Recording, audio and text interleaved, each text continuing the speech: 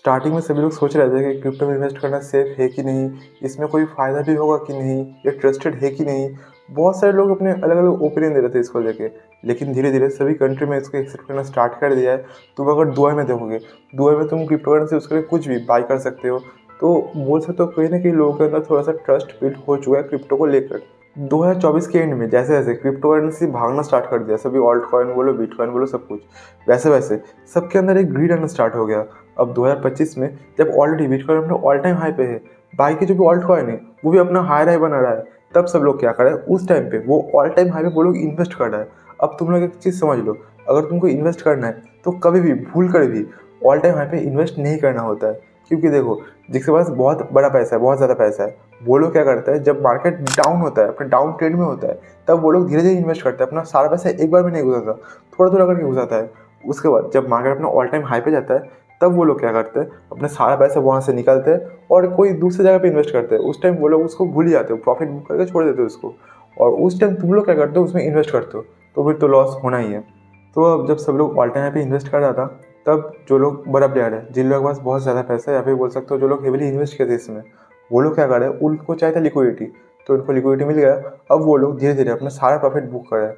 तो फिर तुम देख सकते हो कि तुम बिटकॉइन बोलो या फिर इथेरियम बोलो या फिर बाकी जो भी ऑल्ट कॉइन बोलो, वो सब कुछ धीरे धीरे नीचे आ रहा है। अब जो लोग ऑल टाइम हाई पे इन्वेस्ट किया था, वो लोग अपना पोर्टफोलियो देख रहे हैं बहुत ज़्यादा नेगेटिव है, तब वो लोग कहीं ना कहीं डर रहे हैं। और जो लोग नया नया सोच रहे हैं कि इन्वेस्ट करूँ या ना करूँ, तो वो लोग भी सोच रहे हैं कि अभी इन्वेस्ट करना सेफ है कि नहीं, अभी मार्केट और नीचे आएगा कि नहीं। तो बोल सकते हो कहीं ना कहीं पूरा क्रिप्टो मार्केट में एक डर फैला हुआ है।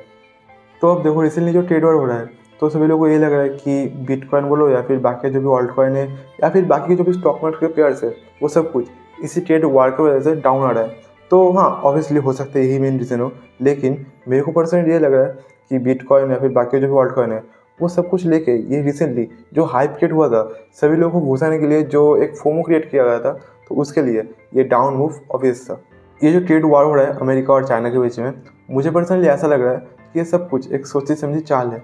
क्योंकि देखो, जो लोग बड़े बड़े इन्वेस्टर्स हैं, वो लोग अपना सारा पैसा तो ऑल टाइम हाई पे नहीं घुसाएंगे, उन लोगों को चाहिए था एक डाउन ट्रेंड। तो अब जब मार्केट डाउन ट्रेंड में है, तो वो लोग अपना सारा पैसा धीरे धीरे इसमें इन्वेस्ट कर रहा है। और ऐसा भी हो सकता है कि जब सब लोगों का इन्वेस्ट करना हो जाए, अपना सारा पैसा इसमें घुसाना हो जाए, तब अचानक से एक ऐसा न्यूज़ आएगा कि हाँ, जो भी सेटलमेंट था अमेरिका और चाइना के बीच में, सब कुछ हो चुका है, कोई टैक्स टूक्स नहीं बढ़ेगा। ऐसा मेरे को लग रहा है पर्सनली हो सकता है। तो अब तुमको क्या करना चाहिए, वो मैं तुमको चलो कंप्यूटर स्क्रीन में दिखाता हूँ जाके। अब जैसे कि देख सकते हो, ये बिटकॉइन का चार्ट है। मैं अगर बिटकॉइन को 1 वीक के चार्ट में देखता हूँ, तो फिर देखता हूँ वो कितना परसेंट डाउन है। तो बिटकॉइन अपने ऑल टाइम हाई से लगभग 23% डाउन है। और अगर हम इथेरियम का देखें, तो इथेरियम का वेवर देख लेते हैं उनको। तो इथेरियम अपने ऑल टाइम हाई से लगभग 67% डाउन है। अब तुम एक चीज़ थोड़ा सोचो कि अगर कोई आईफोन या फिर कोई और भी फ़ोन या फिर कुछ भी हो ब्रांड, कोई कपड़ा का ब्रांड हो, वो अगर तुमको बोलता है कि हाँ, आप मेरे स्टोर में आओ, मैं आपको 60% 50% ऐसा ऑफ में चीज़ दूंगा, तो तुम क्या करोगे, वो ऑफ़र छोड़ दोगे? नहीं ना। तो यहाँ पे बिल्कुल सेम ही चल रहा है। तुम देख सकते हो कि जो एक है इथेरियम, इथेरियम पहले चल रहा था 4885 पर, लेकिन अब तुमको कितने मिल रहा है, 1624 पे। और लोग जो मेन गड़बड़ करता है, जब मार्केट ऑल टाइम हाई पे जाता है, तब तो वो लोग इन्वेस्ट करने का टाइम उतना सोचते नहीं है कि हाँ चलो ऑल टाइम हाई पे जा रहा है, प्रॉफिट हो गया, ऐसा सोचते हैं। लेकिन वो बिल्कुल गलत टाइम है। ये जो टाइम है, इतना मार्केट डाउन है, तो अब अगर तुम इन्वेस्ट करते हो तो फिर तुमको बहुत ज़्यादा रिटर्न मिलने वाला है। तो हाँ, मैं क्या करने वाला हूँ, मैं तुमको पर्सनली बोल देता हूँ मैं क्या करने वाला हूँ।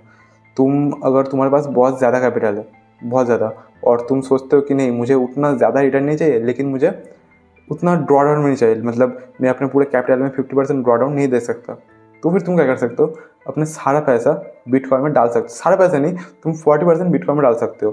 क्योंकि देखो, एक चीज़ तुम नोटिस करना, जब कोई क्रिप्टो करेंसी गिरता है, जब सारे क्रिप्टो करेंसी गिरता है, तुम देखना बिटकॉइन बहुत कम गिरता है। लेकिन जो बाकी का ऑल्ट कॉइन, इथेरियम बोलो, एक्सआरपी बोलो, जो भी बोलो, मीम कॉइन बोलो, सब कुछ, वो सब कुछ बहुत ज़्यादा गिरता है। लेकिन बिटकॉइन बोल सकते हो काइंड ऑफ स्टेबल है उन लोगों के कंपेरिजन में। तो हाँ, 40% डाल सकते हो अगर तुमको उतना फ्लक्चुएशन नहीं चाहिए। लेकिन अगर तुम सोचते हो कि चलो मेरे पास इतना ही कैपिटल है, और अगर ये ज़ीरो भी हो जाए या फिर 90% तो नहीं, 70-80% ड्रॉ डाउन भी हो जाए, फिर भी कोई प्रॉब्लम नहीं है मेरे को, तो फिर तुम क्या कर सकते हो, अपना पूरा पैसा इथेरियम में डाल देना। तुम बाकी जो भी मीम कॉइन है वो सब भूल जाओ, मीम कॉइन में कुछ भी इन्वेस्ट मत करो, क्योंकि वो बहुत ज़्यादा मतलब बोल सकते हैं एक लक का गेम है, वो जा भी सकता है, नहीं भी सकता है, जीरो भी हो सकता है। तो मैं मीम कॉइन छोड़ ही दे रहा हूँ, मैं अपना पूरा इन्वेस्ट कर रहा हूँ बिटकॉइन और इथेरियम पे। तो बिटकॉइन का मैंने बोल दिया कि तुम्हारा जितना कैपिटल है, तुम्हारा अगर बहुत बड़ा कैपिटल है और तुम उतना रिस्क नहीं कर पाओगे, तो फिर अपना जो 40% कैपिटल है, 50% कैपिटल है, वो तुम बिटकॉइन में डाल सकते हो। अब बाकी की जो कैपिटल है वो तुम डाल सकते हो इथेरियम पे, क्योंकि जैसे कि मैंने बोला इथेरियम बहुत डाउन है, कम से कम 67% शायद बोला था मैं, तो उतना डाउन है। तो अगर इथेरियम ऑल टाइम हाई पे भी जाता है, फिर भी तुमको सोचो कितना ज़्यादा रिटर्न मिलेगा। ऑल टाइम हाई पे जाता है, अगर ब्रेक करता है तो फिर तो और भी ज़्यादा बढ़ जाएगा, लेकिन अगर ऑल टाइम हाई पे जाता है, तुम सोचते हो कि हाँ यहाँ पे इन्वेस्ट कर रहा हूँ मैं, जैसे ऑल टाइम हाई पे जाएगा बुक कर लूँगा, फिर भी तुमको बहुत ज़्यादा रिटर्न मिलने वाला है। तो मैं क्या करूँगा, पर्सनली इथेरियम पे सारा पैसा इन्वेस्ट करने वाला हूँ। लेकिन कैसे इन्वेस्ट करना है, क्या मुझे एक बार में सारा पैसा एक ही जगह में घुसा देना है? बिल्कुल भी नहीं। देखो अभी मार्केट कहाँ पे, 1609 पे, तो मैं अपना जो कैपिटल है उसको कैसे डिवाइड करूँगा, 40 30 30 ऐसे करके मैं डिवाइड करने वाला हूँ। अब जो 40% मेरा कैपिटल का 40% है वो मैं डिप्लॉय करूँगा यहाँ पे।